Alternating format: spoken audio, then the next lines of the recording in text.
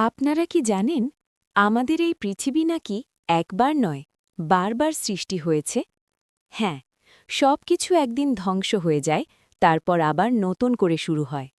শুরুর দিকে কিছুই ছিল না, না আলো, না মাটি, না সময়। চারদিকে শুধু অন্ধকার আর শূন্যতা। সেই শূন্যতার মাঝেই ক্ষীর সাগরের উপর শুয়েছিলেন স্বয়ং ভগবান নারায়ণ। তার নাভি থেকে জন্ম নিল একটা উজ্জ্বল পদ্মফুল। সেই পদ্মের উপর জন্ম নিলেন সৃষ্টিকর্তা ব্রহ্মা।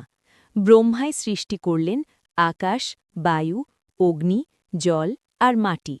এই ৫ উপাদান দিয়েই তৈরি হল পাহাড়, নদী, গাছপালা, মানুষ আর আমাদের এই পৃথিবী।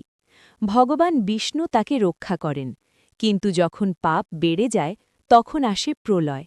মহাদেব শিবের তাণ্ডবে সব কিছু আবার ধ্বংস হয়ে যায়। আবার শূন্যতা, তারপর আবার নতুন সৃষ্টি।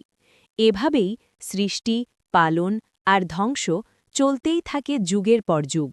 তাই শেষ মানেই শেষ নয়, শেষ মানেই নতুন শুরুর অপেক্ষা।